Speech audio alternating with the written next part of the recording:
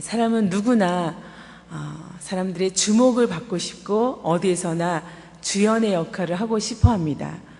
내가 다른 사람들을 보조하는 역할에 그치거나 또 조연으로서 만년 그렇게 있다면 참 많이 섭섭하고 아쉽죠. 그래서 조연을 한 사람들은 내가 언젠가는 주연을 꼭 하리라, 그날이 곧 올 것이다 라는 기대가 있기 때문에 그 조연의 시절을 버티면서 그 시간에 충실한 것을 우리가 보게 됩니다. 그런데 우리가 지난 월요일 날 살펴봤듯이 세례 요한은 자기의 인생을, 자기 사명을, 자기 삶의 전부를 끝까지 조연자로 남아있는 자기는 조연자다라고 얘기했던 사람입니다.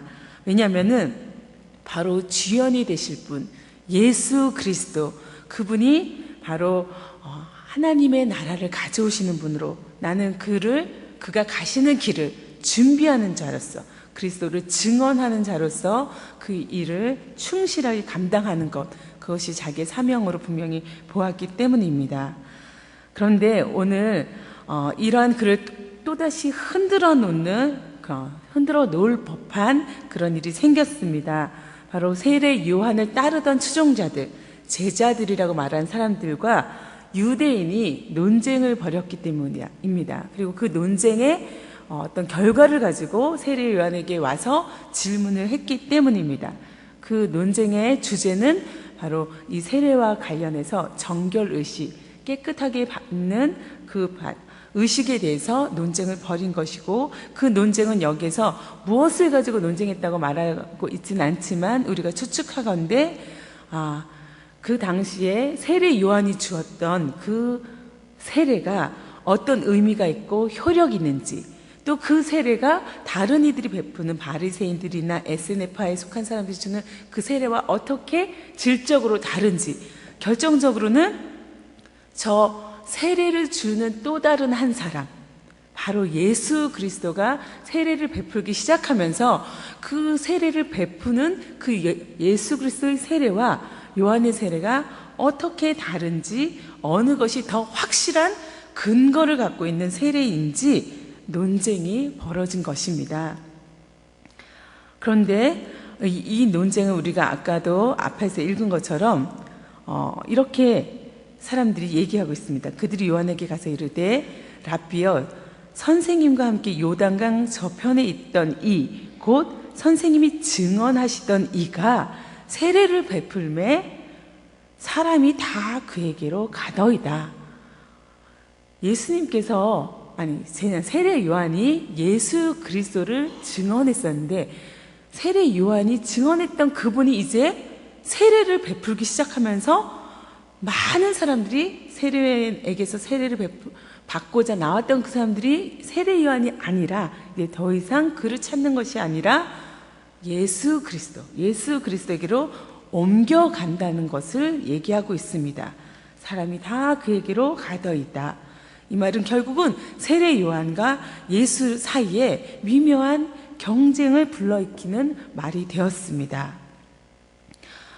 세례 요한이 주던 그 많은 세례가 이제 예수님에게로 옮겨가면서 시기와 질투가 생겨났습니다. 예수님은 이제 그들에게는 자신이 섬기는 그 스승의 경쟁자고 라이벌이 된 것입니다. 사실 이 모습이 세례 요한의 제자들이 세례 요한을 찾아와서 한 이 질문과 따짐이 결국 우리 안에 있는 모습이기도 합니다. 사람들은 보다 많은 관심을 내가 받기를 원합니다. 내가 속한 그룹이 인정받기를 원합니다. 그리고 다른 어떤 그룹보다 더 뛰어나거나 또 사람들이 주목받기를 즐거워합니다. 만일 그 주목이 내가 아닌 다른 그룹이나 다른 사람에게로 옮겨간다면, 그것이 나도 똑같이 수고하고 힘들고 애썼는데, 저 사람은 나보다 수고를 덜 한 것 같은데, 저 사람은 별로 와서 한 것도 없는데 마지막에 와서 짠! 박수를 받고 사람들이 인정을 받고, 그렇다면은 얼마나 섭섭하고 우리가 마음에 상처를 입습니까? 그것이 우리 인간의 모습이고 마음인 것입니다.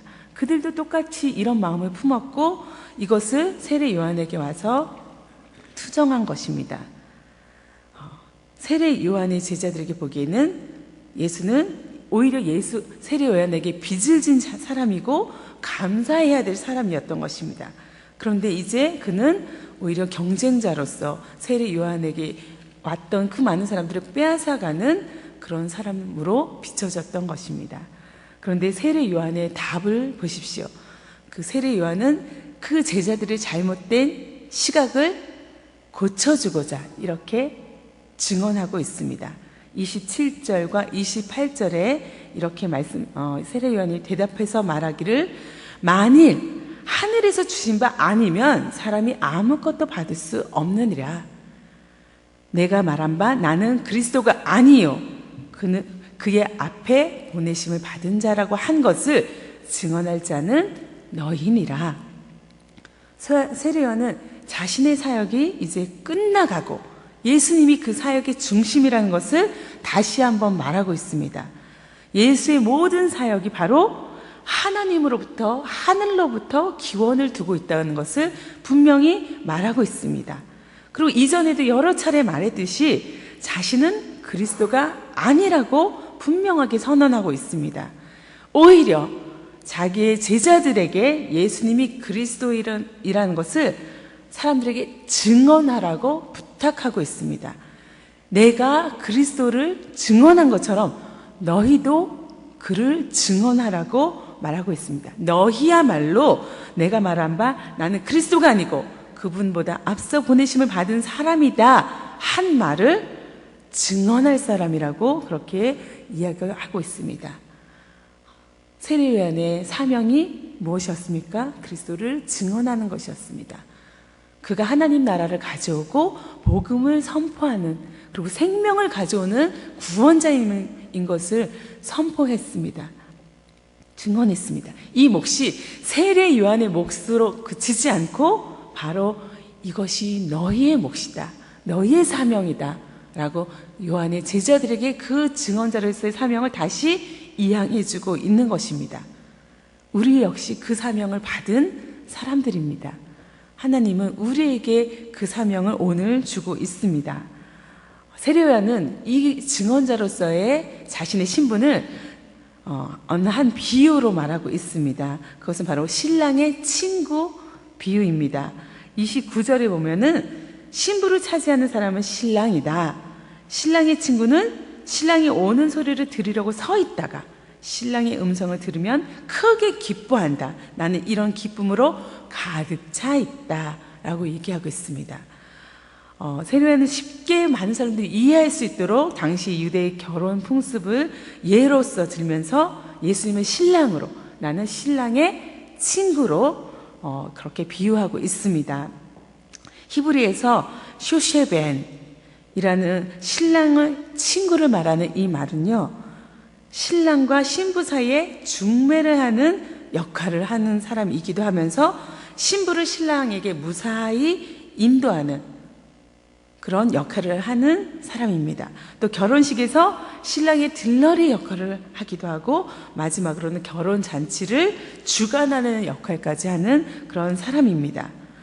이렇게 중매자로서 중간에서 역할을 하는 사람으로서 신랑의 친구는 여기서 매우 종과 같은 모습으로 표현되고 있습니다. 신랑을 위해서, 결혼 예식을 위해서 두 사람이 하나가 되는 이 예식을 위해서 헌신적으로 돕고 있는 그런 존재인 것입니다.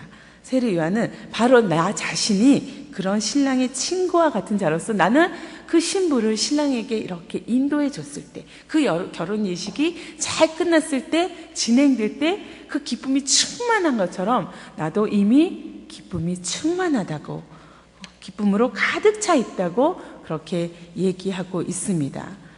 세례 요한은 여기서 그치는 것이 아니라 30절에 그는 흥하여야 하겠고 나는 쇠하여야 하리라 라고 증언합니다.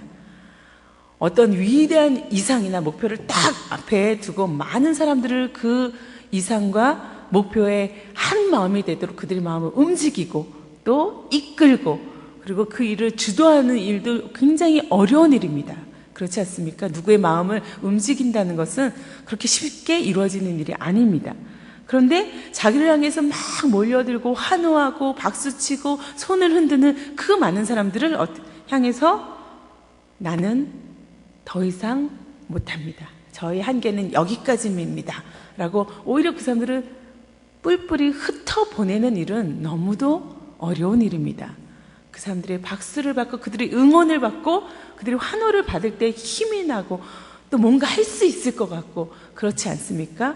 그런데 그것을 내려놓는다는 것, 그들에게 흩어지라고 다른 이에게 가라고 말하는 것은 참으로 어려운 일인 것입니다. 세례 요한이 이렇게 할 수 있었던 것은, 중요한 것은 자기가 누구인지 분명히 알 뿐만 아니라 예수 그리스도가 어떤 분인지 너무도 분명하게 알았기 때문입니다. 오늘의 말씀에서도 세례 요한은 예수 그리스도가 어떤 분인지 분명히 31절부터 35절, 36절까지 계속 증언하고 있습니다. 그는 누구이십니까? 우리 31절부터 35절까지 말씀을 조금 길지만 다시 한번 읽기를 원합니다. 함께 읽겠습니다. 시작. 위로부터 오시는 이는 만물 위에 계시고 땅에서 난 이는 땅에 속하여 땅에 속한 것을 말하느니라. 하늘로부터 오시는 이는 만물 위에 계시나니 그가 친히 보고 들은 것을 증언하되 그의 증언을 받을 자가 없도다. 그의 증언을 받을 자는 하나님이 참되시다는 것을 인쳤느니라. 하나님이 보내신 이는 하나님 말씀을 하나니 이는 하나님의 성령을 한량없이 주심이니라. 아버지께서 아들을 사랑하사 만물을 다 그의 손에 주셨으니 아들을 믿는 자에게는 영생이 있고 아들에게 순종하지 아니하는 자는 영생을 보지 못하고 도리어 하나님의 진노가 그 위에 머물러 있느니라. 이 36절까지 읽었습니다. 여기 말씀에서 예수 그리스도가 누구이십니까? 예수 그리스도는 세례 요한보다 그냥 조금 괜찮은 사람, 상대적으로 좀 뛰어난 사람, 그런 존재가 아닌 것입니다. 그는 너무도 절대적이고 초월적이고 탁월하신 분입니다. 왜냐하면 그는 위로부터 오신 분입니다. 만물 위에 계신 분입니다. 이 땅에 속한 분이 아닌 것입니다. 그가 하늘로부터 왔다는 것은 무엇입니까? 그가 하나님과 함께 계신 분이었고 하나님과 동등된 분이었고 하나님의 그 능력과 힘과 영향력을 가지신 분이라는 것입니다. 그가 하늘로부터 오신 그 분이기 때문에 세례 요한은 피조물로서 그를 증언하는 자로서 자신은 여기까지라는 것을 분명히 말하고 있습니다. 그리고 중요한 것은 그가 하늘의 것을 말하고 있기 때문입니다. 예수 그리스도가 하늘로부터 오신 그분이, 위로부터 오신 분이 무엇을 증언하십니까? 하나님이 보내신 그 하나님이 보내신 이는 하나님의 말씀을 하기 때문입니다. 하나님을 증언하기 때문입니다. 세례 요한이 예수 그리스도를 증언하고 있다면 예수 그리스도는 하나님의 보내심을 받고 하나님 말씀을 주시기 위해서 우리에게 오신 분입니다. 그러니 예수 그리스도가 그가 하나님 말씀, 생명력 있는 그 말씀, 구원을 가져오시는 분이지 나는 구원을 주거나 영생을 주거나 어떤 변화를 갖고 있을 수 있는 존재가 아니라는 것입니다. 또 중요한 것은 예수 그리스도가 하늘로부터 오시니 위로부터 오시니 하나님 말씀을 전하는 그분이 하나님을 아버지로 자신의 아들로 부름받을 그런 존재입니다. 하나님과 아들의 관계에 있기 때문입니다. 이렇게 하나님의 아들 그 예수 그리스도가 오셨으니 그의 사역을 이제 시작하셨으니 나는 어떻게 돼요? 쇠하여야 된다고, 그가 흥해야 된다고 세례 요한은 말하고 있습니다. 그가 물러나는 것은 너무도 당연한 것입니다. 자기의 역할을 잘 끝내고 이제 그가 그 사역을 온전히 감당할 수 있도록 오히려 자기의 따르던 그 많은 제자들을 흩어보내고 예수에게로 주목하게 하고 예수 그리스도를 오히려 증언해야 될 자로 세우는 것이 마땅한 것입니다. 36절에 그렇게 얘기하고 있습니다. 아들을 믿는 자에게는 영생이 있고 아들에게 순종하지 않는 자는 영생을 보지 못할 뿐만 아니라 하나님의 진노가 거기에 있다고 말하고 있습니다. 이제 우리의 반응을 요청하고 있습니다. 예수 그리스도가 오셨을 때 어떤 이는 받아들이는가 하면 어떤 이는 받아들이지 않았다고 오늘도 말하고 있습니다. 그가 증언하되 그 증언을 받는 자가 있고 받지 않는 자가 있습니다. 예수 그리스도가 생명을 주십니다. 우리 여기 계신 많은 직분자들은 특별히 하나님의 일을 대신 맡은 자로서 세례 요한과 같은 자리에 있을 때가 참 많이 있습니다. 세례 요한이 가졌던 그 자세가 오늘 우리의 자세가 되어야 될 것입니다. 특별히 예수 그리스도가 있어야 될 자리에 내가 앉는 일은 없어야 할 것입니다. 예수 그리스도가 하시는 일에 내가 주인공처럼 떠들거나 주장하거나 그리고 그렇게 사람들에게 박수 받으려고 해서는 안 될 것입니다. 우리는 어저께 우리가 말씀 나눈 대로 하나님의 심부름꾼이고 일꾼이고 증언자인 것입니다. 예수 그리스도가 그 사역을 하시도록 다리 역할을 하고 중매의 역할을 하고 신랑의 친구 역할을 하는 그런 존재인 것입니다. 뿐만 아니라 때로는 다른 사람들의 사역을 보면서 우리가 그런 질투와 시기와 분냄과 또 불만을 토로해서도 안 될 것입니다. 올해 우리에게 특히 나에게 주신 일이 무엇입니까?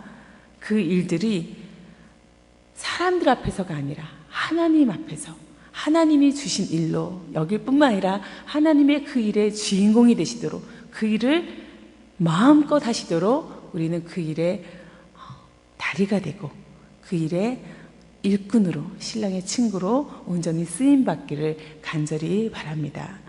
함께 기도하겠습니다. 주님, 그렇습니다. 주님께서 행하십니다. 주님께서 생명을 가져오시고 구원을 가져오시고 변화를 가져오시고 부흥을 가져오십니다. 하나님, 그런데 이 일에 우리를 불러주셔서 증언케 하시고 일꾼 삼아주시니 감사합니다. 올해도 우리에게 주신 일들을 잘 기쁨으로 감당하게 하여 주시옵소서. 하나님이 주시는 그 일이 우리에게는 참 소망이고 참 생명될 수 있게 하여 주실 뿐만 아니라 이 일로 인하여 많은 이들이 그리스도에게로 하나님에게로 돌아오는 일들이 일어나도록 우리에게 성령으로 충만케 하시고 주님의 손에 붙들림 받도록 인도하여 주시옵소서. 우리 교회가 그렇게 될 수 있도록 인도하여 주시옵소서. 감사와 찬양을 드리며 예수 그리스도의 이름으로 기도합니다. 아멘.